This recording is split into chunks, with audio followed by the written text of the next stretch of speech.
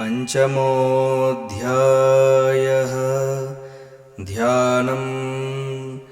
घण्टाशूलहलानि शङ्खमुसले चक्रं धनुस्सायकम् हस्ताब्जैर्दधतीं घनान्तविलसच्छीतांशुतुल्यप्रभाम् गौरीदेहसमुद्भवां त्रिजगतामाधारभूतां महा पूर्वामत्र सरस्वतीमनुभजे शुम्भादिदैत्यार्दिनीम्।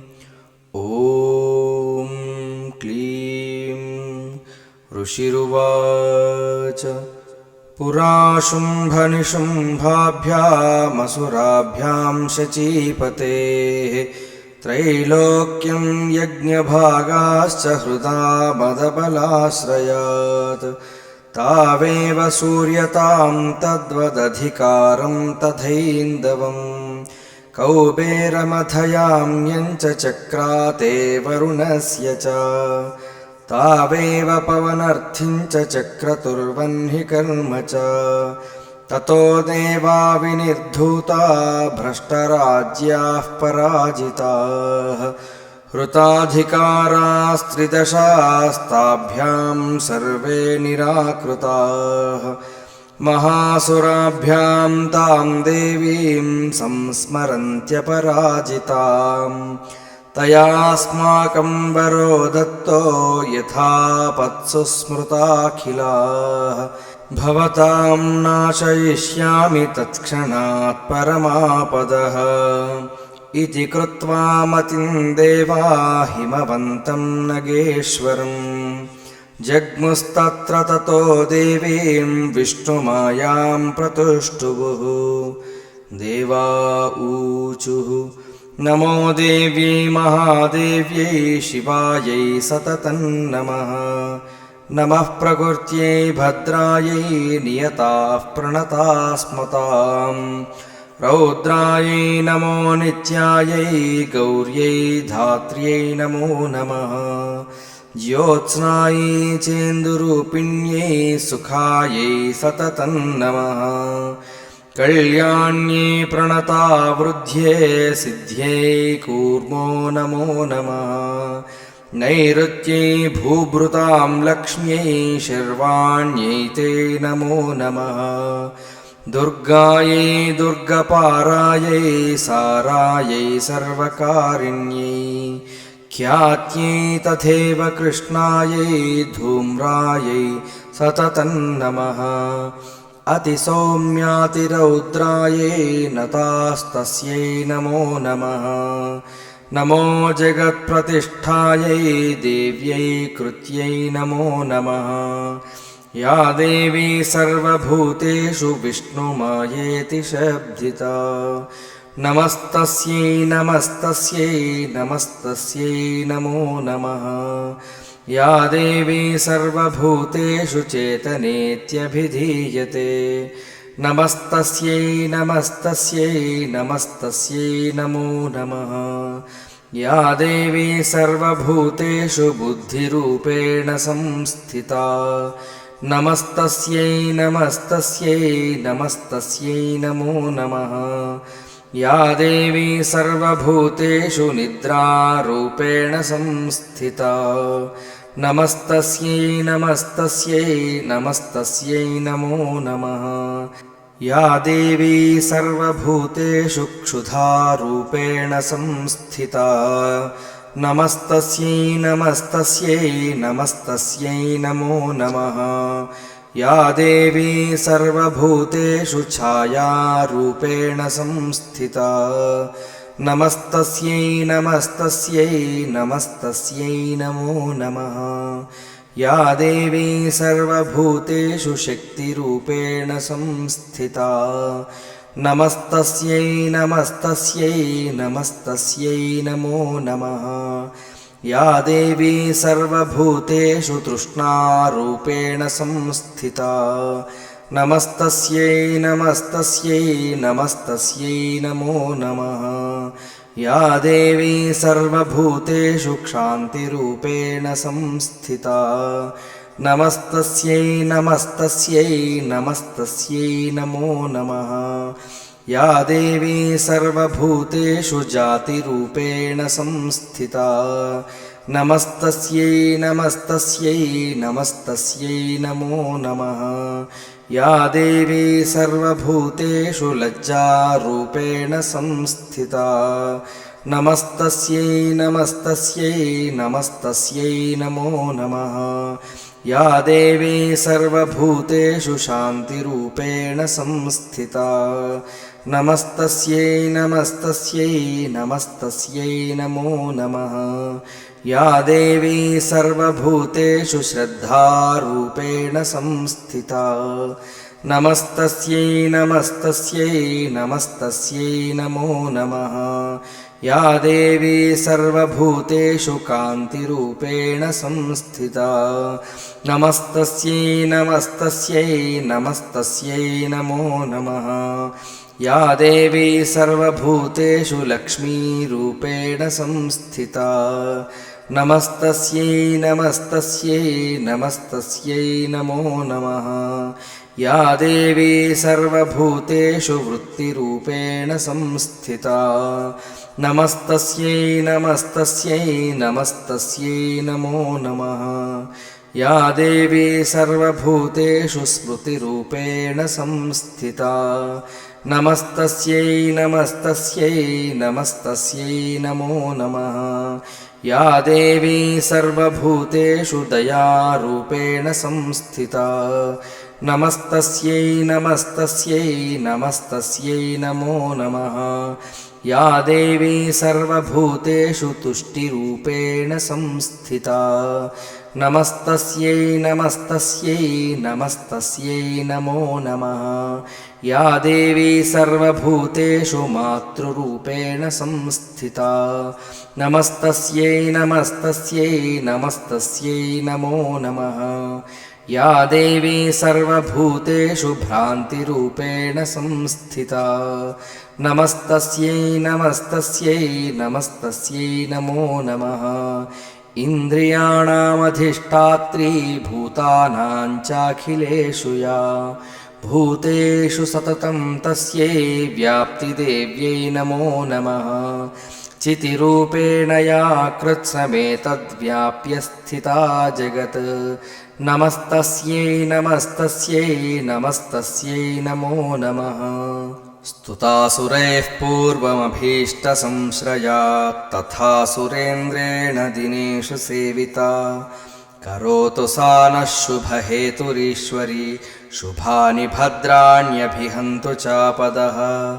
या साम्प्रतं चोद्धतदैत्यतापितैरस्माभिरेषा च सुरैर्नमस्यते या च स्मृता तत्क्षणमेव हन्ति नः सर्वापदो भक्तिविनम्रमूर्तिभिः। ऋषिरुवाच एवं स्तवादियुक्तानां देवानां तत्र पार्वती स्नातुमभ्याययौ तो ये जाह्नव्या नृपनन्दन। सा ब्रवीत्तान् सुरान् शुभ्रूर्भवद्भिस्तूयतेऽत्र का शरीरकोशतश्चास्याः समुद्भूता ब्रवीच्छिवा। स्तोत्रं ममैतत्क्रियते शुम्भदैत्यनिराकृतैः देवैः समेतैः समरे निशुम्भेन पराजितैः। शरीरकोशाद्यत्तस्याः पार्वत्या निःसृताम्बिका कौशिकीति समस्तेषु ततो लोकेषु गीयते।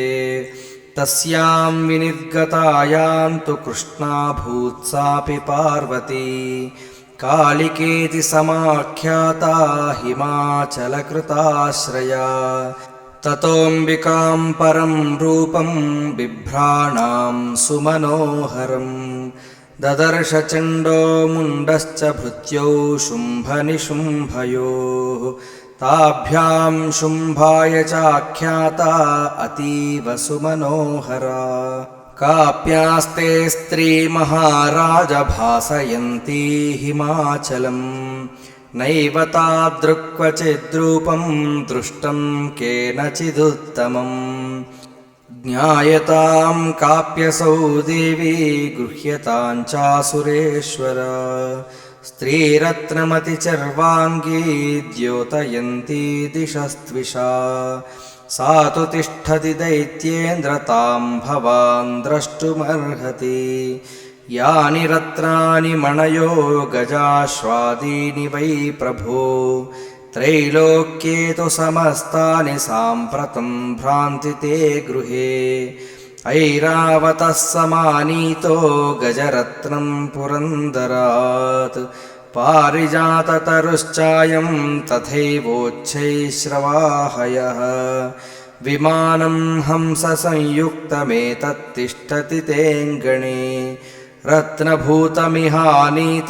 यदासीद्वेधसोद्भुतम् निधिरेष महापद्मः समानीतो धनेश्वरात् किञ्जल्किनीं ददौ चाब्दिर्मालामम्लानपङ्कजाम् छत्रन्ते वारुणङ्गेः काञ्चनस्रावितिष्ठति तथायं स्यन्दनवरो यः पुरासीत् प्रजापतेः मृत्योरुत्क्रान्तिदा नाम शक्तिरीशत्वया हृता पाशः सलिलराजस्य भ्रातुस्तव परिग्रहे निशुम्भस्याब्धिजाताश्च समस्ता रत्नजातयः वह्निरपि ददौ तुभ्यमग्निशौचे च वाससि एवं दैत्येन्द्ररत्नानि समस्तान्यहृतानि ते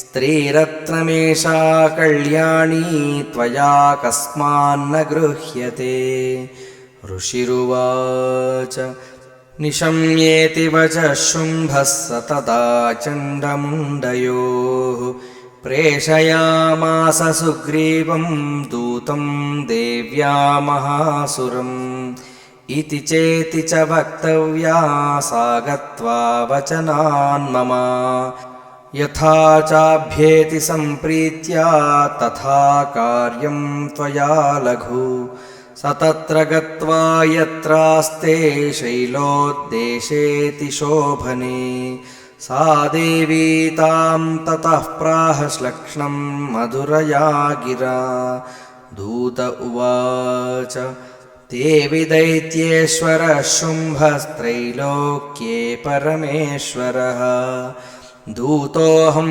प्रेषितस्तेन त्वत्सकाशमिहागतः अव्याहताज्ञः सर्वासु यः सदा देवयोनिषु निर्जिताखिलदैत्यारिः स यदाह शृणुष्व तद् मम त्रैलोक्यमखिलं मम देवावशानुगाः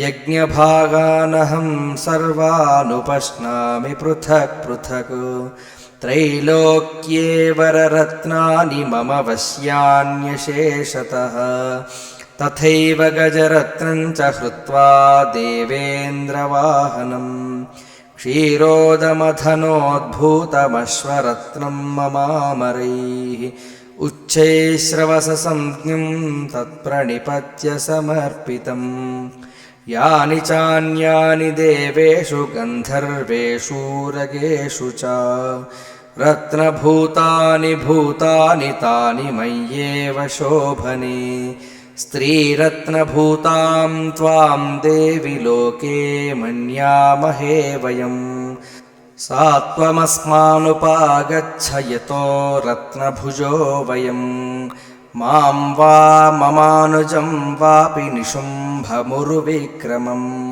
भज त्वं चञ्चलापाङ्गिरत्नभूतासि वै यतः परमैश्वर्यमतुलं प्राप्स्यसे मत्परिग्रहात् एतद्बुद्ध्या समालोच्य मत्परिग्रहतां व्रजा ऋषिरुवाच इत्युक्त्वा सा तदा देवी गम्भीरान्तस्मिता जगौ दुर्गा भगवती भद्रा ययेदं धार्यते जगत् देव्युवाच सत्यमुक्तं त्वया नात्र मिथ्या किञ्चित् त्वयोदितं त्रैलोक्याधिपतिः शुम्भो निशुम्भश्चापि तादृशः किं त्वत्र यत्प्रतिज्ञातं मिथ्या तत्क्रियते कथं श्रूयतामल्पबुद्धित्वात् प्रतिज्ञाया कृता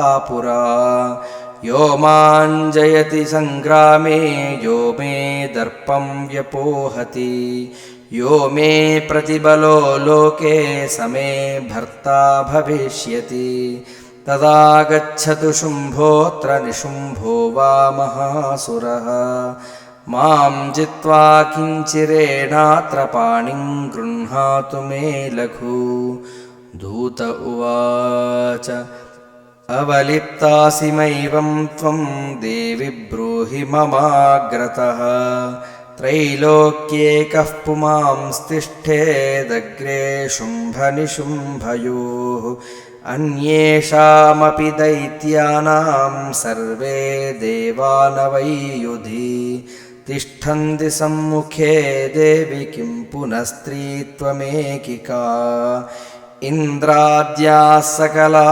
देवास्तस्थुर्येषां न संयुगे शुम्भादीनां कथं तेषां स्त्रीः प्रयास्यसि सम्मुखम् सा त्वं गच्छ मयैवोक्ता पार्श्वं शुम्भनिशुम्भयोः केशाकर्षणनिर्धूतगौरवामागमिष्यसि देव्युवाच एवमेतद्बली शुम्भो निशुम्भश्चातिवीर्यवान् किं करोमि प्रतिज्ञा मे यदनालोचिता पुरा सत्वं गच्छ मयोक्तं ते यदेतत्सर्वमादृतः तदा चक्ष्वासुरेन्द्राय स च युक्तं करोतु तत्। ॐ